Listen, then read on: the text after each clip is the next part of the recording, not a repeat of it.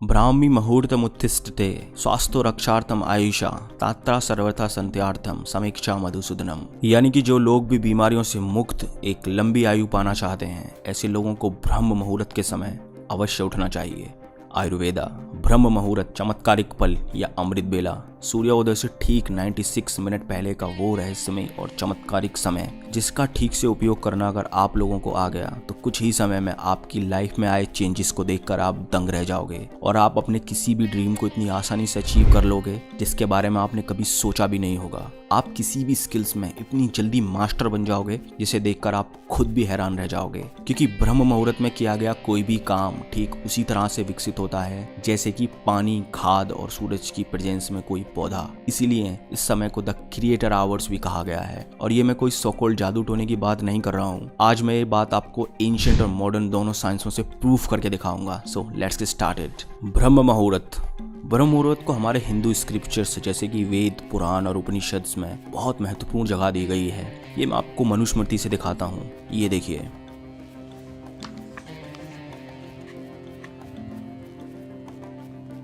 ब्राह्म मुहूर्तम विद्येत धर्मार्थ चानु चिंतयेत काया कलेसा च तन्मूलान वेदद्वार्थमेव च।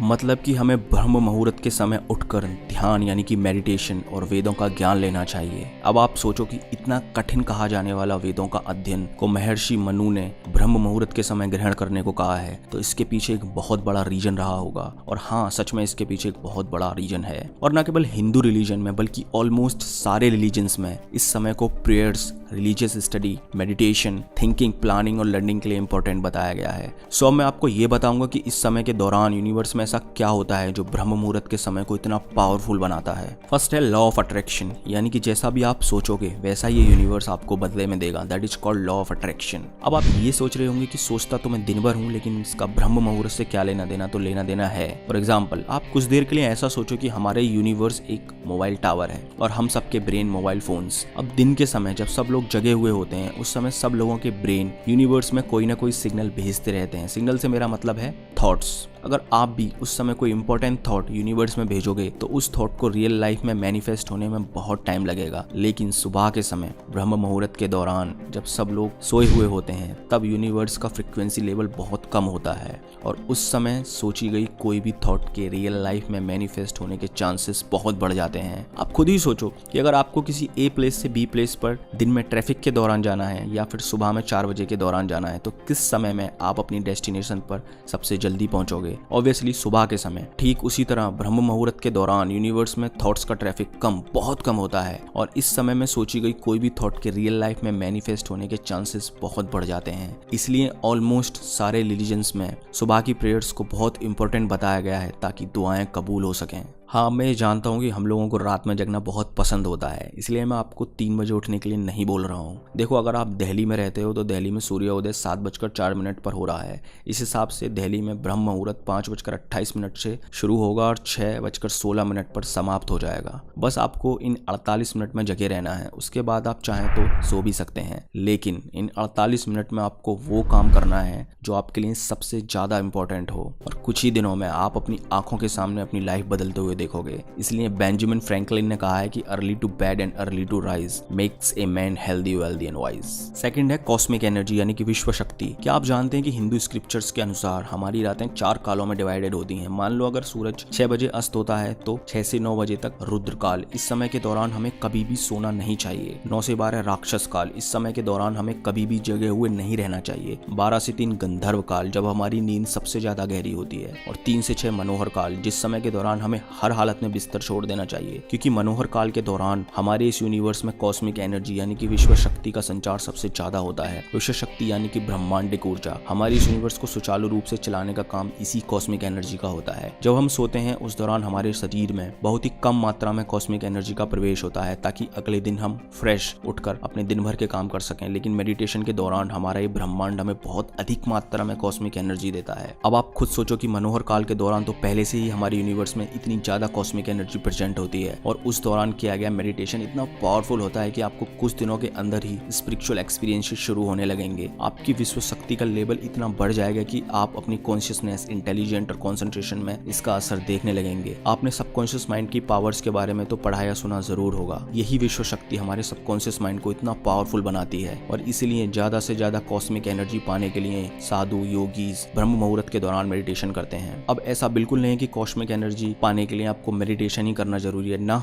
बिल्कुल नहीं। अगर आप प्रेजेंट में रहना सीख लो तो भी आपको मेडिटेशन के बराबर ही कॉस्मिक एनर्जी मिलेगी। बिलीव नहीं हो रहा तो खुद से चेक कर लो। इस वीडियो को 1 मिनट के लिए पॉज करो और प्रेजेंट मूवमेंट में ध्यान लगाओ, तो आप देखोगे कि प्रेजेंट मूवमेंट में आते ही आपका ध्यान सबसे पहले आपकी सांसों पर जाएगा, जैसा कि हम मेडिटेशन के दौरान भी करते हैं। मेरा कहने का मतलब बस इतना ही है कि ब्रह्म मुहूर्त के दौरान हमारे यूनिवर्स में बहुत ज्यादा कॉस्मिक एनर्जी होती है और उस समय के दौरान कंसंट्रेशन के साथ किया गया कोई भी काम, चाहे वो पढ़ाई हो, मेडिटेशन हो या कुछ भी हो, उस काम के रिजल्ट्स आपको एक्स्ट्रा ऑर्डिनरी ही मिलेंगे। थर्ड है सर्केडियन रिदम। जिस तरह से दिमाग और बॉडी एक दूसरे से इंटरकनेक्टेड होते हैं, ठीक उसी तरह से हम और हमारा यूनिवर्स एक दूसरे से जुड़े हुए हैं। आप तो ये जानते होंगे कि हमारी धरती सूर्य के चारों ओर चक्कर लगाती है, तो सुबह के समय जब सूरज की पहली किरण हमारी धरती पर पड़ती है, तब सूरज के चार्ज्ड पार्टिकल्स के चलते धरती बहुत पावरफुल मैग्नेटिक फील्ड जनरेट करती है, जिसके चलते हमारी बॉडी और दिमाग में बहुत सारे केमिकल रिएक्शंस शुरू हो जाते हैं और हमारे ब्रेन का सुपर कैस्मेटिक न्यूक्लियस बॉडी को सिग्नल देने लगता है कि बाहर की दुनिया में उजाला हो गया है और बॉडी उठने के लिए तैयार होने लगती है। जैसे कि बॉडी का टेम्परेचर गिरने लगता है, ब्रेन का पीनियल ग्लैंड बहुत अधिक मात्रा में मेलाटोनिन रिलीज करने लगता है और ये सिस्टम लाखों सालों के इवोल्यूशन के बाद जाके डेवलप हुआ है। अब आप ये दोनों डायग्राम्स को देखिए। पहला है सर्केडियन रिदम और दूसरा है आयुर्वेदिक दोसाज टाइमिंग्स। सुबह के 4 बजे हमारी बॉडी का टेम्परेचर सबसे कम और ब्रेन में मेलाटोनिन का लेवल सबसे ज्यादा होता है और लगभग सुबह में 7:30 के आसपास हमारा ब्रेन मेलाटोनिन बनाना पूरी तरह से